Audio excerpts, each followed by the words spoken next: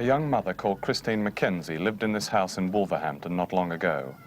While she was here, pregnant with her second child and without a husband, she filled in this questionnaire. She was asked, "In the past 2 weeks, have you gone a whole day without a meal?"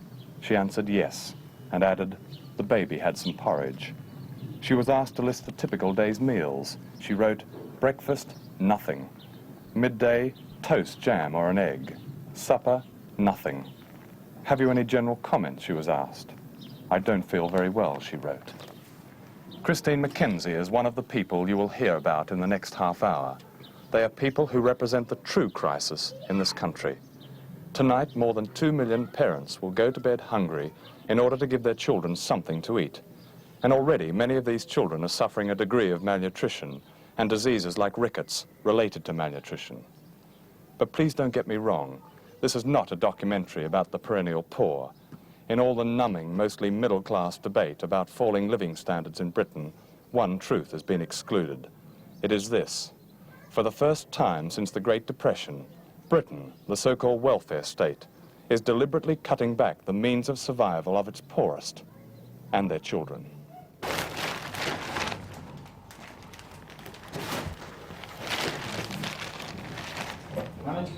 Yeah.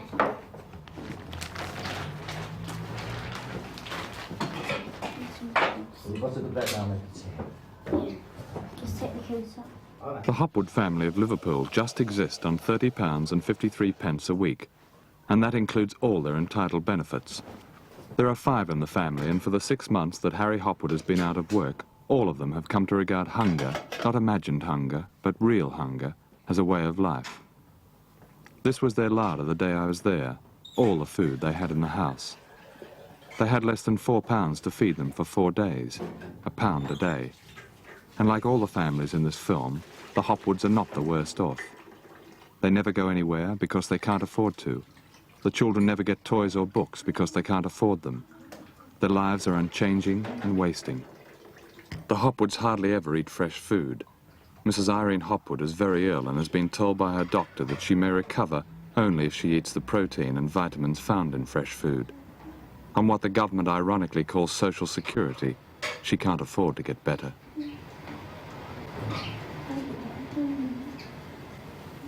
Do you ever feel hungry? Sometimes, now and again. But I mean, do you ever feel hungry at a time when there's not enough to eat? Do you ever come in and there's nothing in the cupboard to eat? Yeah. When does that happen much? Sometimes. When you come in, what do you want and it's not there? Sometimes make toast and that, and there's no bread there. Yeah. What worries you most, obviously, apart from Irene's illness? What worries you most about the children? Well, the kids are not getting the proper food. They're not getting out like ordinary kids. Don't get much, we try. Yeah.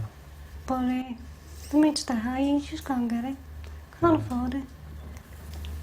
What's gone up so much in the last few months that it's really gone out of your reach? Well, potatoes, we only have them on a Sunday now. Really? Don't we? Yeah. Potatoes on a Sunday. Don't have them during the week now, like. They're cheapest at about 8 pence a pound, and you'd have to go looking for that. Yeah. It's about 7 weeks in since we've had a decent Sunday's dinner. We've had breast or Yeah. cheap things, sausages, Yeah. you know, different things Yeah. like that. How do you think the kids put up with it? I think they're really ignorant of the fact, you know what I mean? They're more or less just brought up to it. It's a shame, like, this should be the happiest time of their lives, where it's basically it's the worst. You've got nothing to look back on. When are the happiest times for you at home?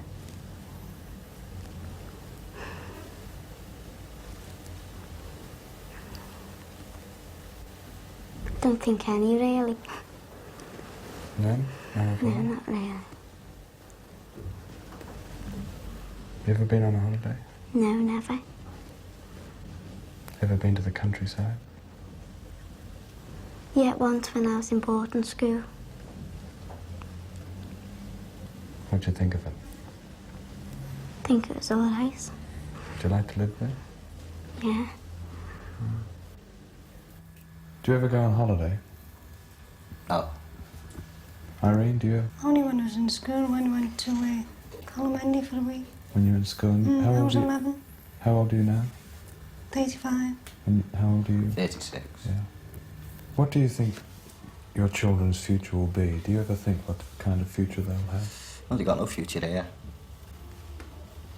They've got no future there at all. None of us have.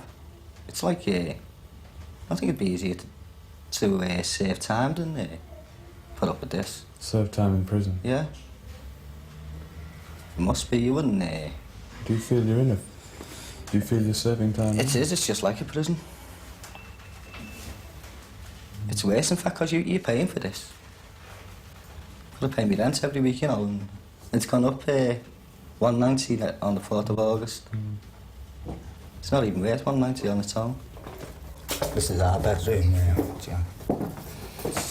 see the state of the paper. Yeah. This is how the Hopwoods are forced to live. Their council estate is not officially a slum, but merely one of the soul-shredding monsters thrown up as barracks. It reminds me of my first summer's walk into the wasteland of Harlem. Bravely, Harry shows me around. No clothes in the wardrobe, no sheets on the bed. Cigarette ends to be rolled and smoked again and again. What do you feel, Harry, when we're talking to you about this? I mean, here we are going through your house with cameras and... I feel like chasing you, actually. What? I feel ashamed, you know, the state of it now. You're bearing up very well. We're asking you a lot of questions about how you live and how you... little clothes you have and the fact you've got cigarette ends beside your bed. Not many people would bear up as well as you, but how do you feel as we take over your house like this? Yeah, it's in the open now, isn't it? I shall go all the way, like, no worried. Yeah. What effect do you think it'll have on people who watch this programme? I hope it'll have an effect on the health to get a house, actually, that's all. Not worried what other people think, like, you know, I don't want to charity or nothing. I all I want is to get back to work. What kind of house would you like to live in? A house with bedrooms upstairs. Big kitchen, a big back kitchen. Front garden and a back garden. You'd like a garden? Yeah, and a dog. And a dog? You don't have these things here, do you? No. Do you often look at telly and see people who are obviously much better off than you? Do you think you could ever be like that? Don't know. You know, people who dress up and eat in restaurants and all that sort of thing. You do know any people like that? No. Know any kids whose parents do that? No. Do you think you might ever be like that? I don't think so. Why not? The only way you're going to get the money from and that. Perhaps the least understood crisis in the last few months has been that more and more impoverished parents can no longer afford to feed their children, not even baked beans, not even potatoes, the old staples. Incidentally, these pictures are not from the 30s as they might appear. They are from the 70s. The way governments now cut benefits is to not make up for the rate of inflation. And what the report was saying to the government was that you've now announced the rates for this coming November. For the very poorest on benefit, and we're talking about the largest group now, the unemployed, we're only going to increase benefits by 13%. That was 7 months in advance of the increase. Already, prices have risen by over 6%. So come November, for the first time since the 30s, when the poor go to draw their new, supposedly increased benefit, in real terms, it will be a cut for them. And some people may try and reject the message that they see tonight by saying it's the family's fault, people could find jobs if they wanted it, and so on. Others, I hope, get the very unpleasant feeling in the gut that they only have their high standard of living because large numbers of families, a few of whom we see in this programme, have an appallingly low standard of living. Irene and Jim Brunsden live in Hackney in London. They have 2 children, Derek by Jim's first marriage and the baby Rachel, aged 2. Jim is unemployed and their total benefits amount to £28 and 22 pence. Irene, how much food have you got in the house right now? Well, I've got about half a loaf of bread, Yeah. about 2 eggs and a little bit of cornflakes for the children. And that's it? That's all they've got? That's all. What did Rachel have this morning? Just a bit of cornflakes, Yeah. sugar and milk in the cornflakes, that's all. And say yesterday, what did she eat all yesterday? She had a piece of some cornflakes in the morning, then she had a bit of bread. And last night I managed to borrow some money just to get her some fish and chips. And is that about average what she has in a day? Well, normally when I've got the money, she'll have like a bit of fruit or something, Yeah. you know, during the day. How much money have you got in the house now? About 5 pence. 5 pence. Well, About how are you going to get tonight's meal? Well, I'll have to go round and borrow some money. Who- Today's meal for the baby. What will you get her? Well, if I can borrow £1, I can get 2 tins of meat from the market or something. Is she ever hungry in so much that she goes to bed hungry? Do you know that she's hungry and you can't give her food? Well, she doesn't tell me like she's hungry. She just sort of moans all the time, and I get that feeling like she's hungry, you know? And if I've got anything, I'll give it to her. But if not, then I'll just give her milk. Does that happen much? Well, yeah. Yeah. So when you say she moans, what at night? She just moans and moans all the time, you know. Then I know something's wrong. You must be very worried with a 2-year-old getting such little nourishment. Well, it is worry. Believe me, it is worry. What do you think Rachel's future is? Well, if I can just get myself a job, nothing goes wrong, and my husband gets well and he gets himself a job, we should pull out. But otherwise, we're just going to go down further. And it will lead to no food, no money at all. I think you've had a notice to quit from the council. Yes. Yes. When do you expect to be evicted, in fact? Well, we was given up to the 18th of August. The 18th of August. And then something would be done. Can't take it to court then. Then they take us to court. If you're evicted, what will happen to the baby? They'll probably either put me and the baby into a halfway house and my husband will have to find somewhere to sleep, or else they'll take the baby away from me. If the Brunsons are evicted, it will cost the local authority at least £70 a week to keep them in temporary accommodation. In other words, rather than help them, the authority is prepared to spend that amount of public money just to exercise its right to throw them out. That doesn't make sense, does it? But that's the way the welfare state operates in Britain today. Indeed, the smashing of the Brunsden family, and especially of the baby, is typical of these times. First, Jim Brunsden loses his job as a lorry driver through no fault of his own, and then his family tries in vain to draw their full social benefits from a maze of 46 means-tested handouts. And now they are hungry and in debt to a tallyman and fast approaching a point of desperation. But of course, that's the way it was in Ramsay MacDonald's Britain in 1931, when mothers in desperation contemplated taking up prostitution in order to feed their children. I wouldn't go on the streets, not if I could help it. But if my baby really, really needed something to eat, and I didn't have a penny, whether it cost me my marriage, my life or anything, I would have to do it for my baby's sake.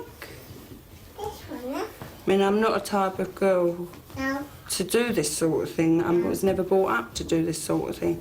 If I thought my baby would really in need of food, then I'm sorry, I would have to do it. Then you're very desperate. Are you? We're getting close. Well, we're getting closer to it. I mean, if I'd done this sort of thing, I would lose my husband. I know that for a fact. But we're getting so close to it now that it's going to be that way before long. I'm just going to have to go out to keep my kids. Only a very radical change in this country can help these people, and yet all they get is more and more of the same. There seems to be no link, no understanding between government and the families who are down. None of these families knew the name of their MP, and none of them cared. Why should they? Many of those who sought power as champions of people, like the families in this film, have become mere cynics and manipulators. No doubt some of the politicians may wish to see this film as merely television playing on emotions, and they may well quote Mr. Healy's recent comment that, on his information, the social benefits going to the poor were more than adequate, though he didn't say what his information was. And so people like this family, the Stocks, will go on suffering so the rest of us can lead something of a civilized life.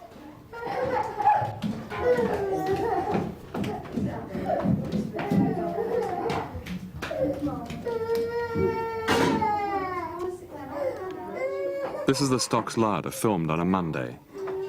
Tonight, Thursday, 2 nights before the Social Security money order is due to arrive, there'll be nothing in the larder. The money often doesn't come on time, and they have nothing for the weekend.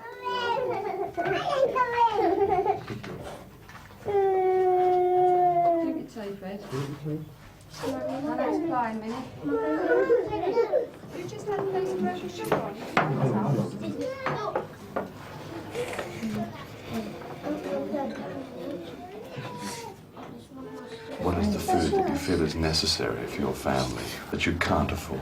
Oh, fruit, oranges and things like that, you know. I don't buy any fruit at all. Only Christmas. You don't buy any fruit at all? No, only Christmas we have fruit.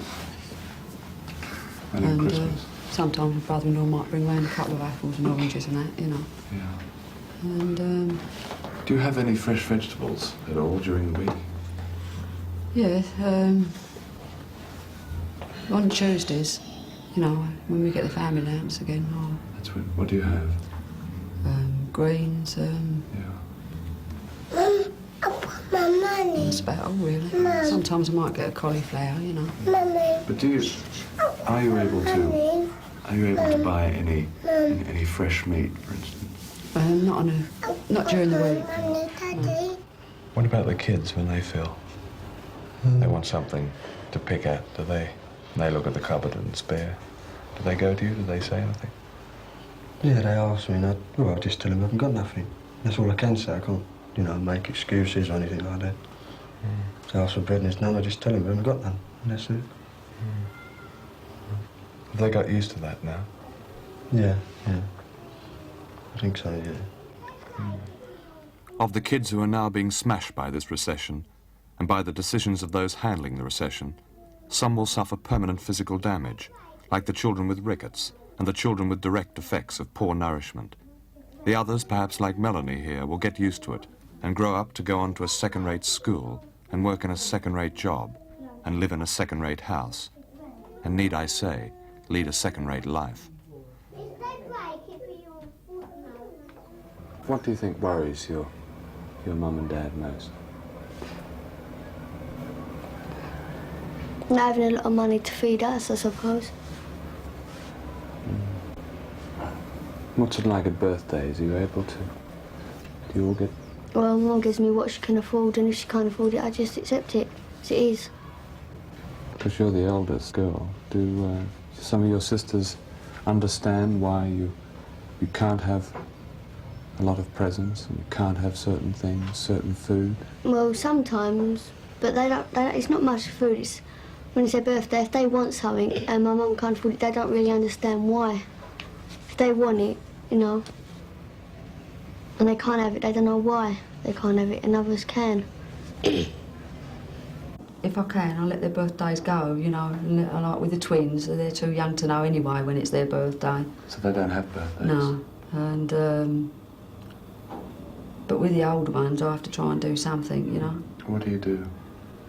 Oh, give them a couple of bob, you know, £1 or something if I can afford it, you know. I know that their birthday falls on a family lunch day, it's not too bad then. I think the kids even know that themselves now, you know. If it's a Tuesday or a Saturday their birthday falls on, they're all right.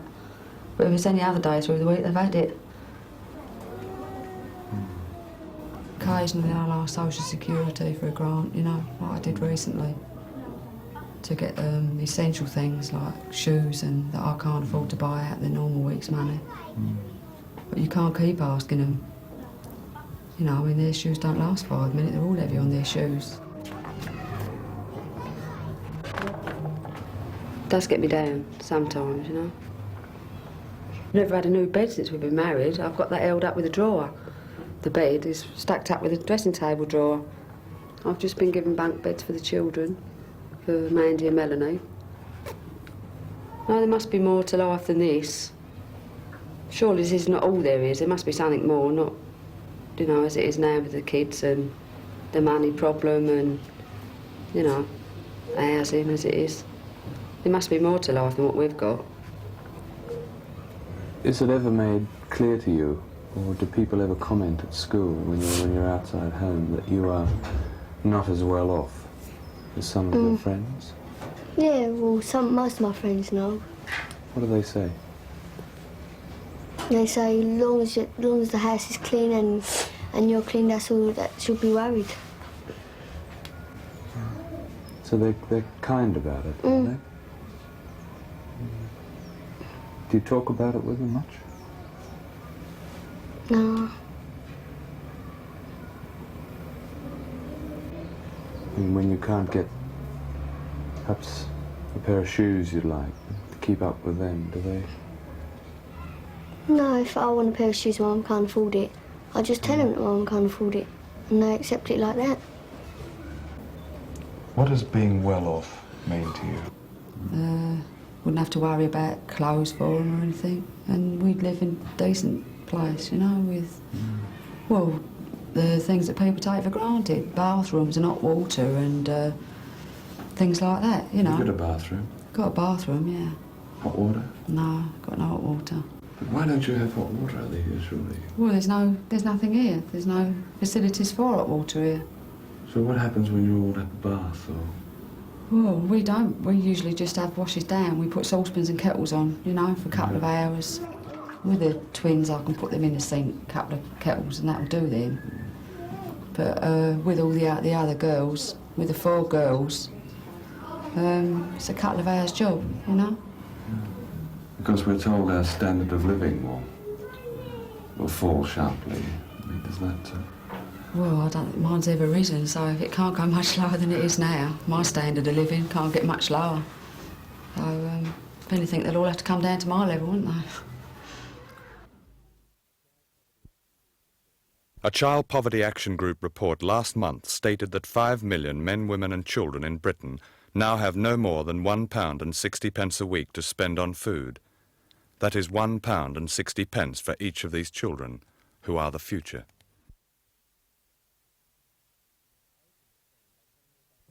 I opened this film by telling you about Christine Mackenzie, who in her own words described her near-starvation diet. Breakfast, nothing. Midday, toast, jam or an egg. Supper, nothing. We didn't show Christine in this film because she is dead and buried in an unmarked grave in a Wolverhampton cemetery. She was 21 years old. Weak and undernourished, she died from a rare infection just a few weeks after the birth of her second child.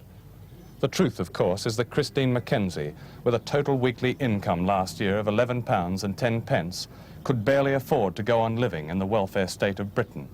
Her miserably low social benefits could not keep pace with the uncontrolled rise of food prices. In the questionnaire I mentioned, she was asked, "Have you had any help from the social services in the past year?" She answered no, and the Director of Social Services for Wolverhampton has since confirmed that she was speaking the truth. "We had no record of this young woman," he said, "until the night the police told us she had died." This government's minute increases in social benefits planned for November will be wiped out by inflation and are effectively cutbacks and pose a direct threat to the survival of the growing number of the poor. Unless we regain our sense of priorities, which amount to our civilization, there will be more and more Christine Mackenzies.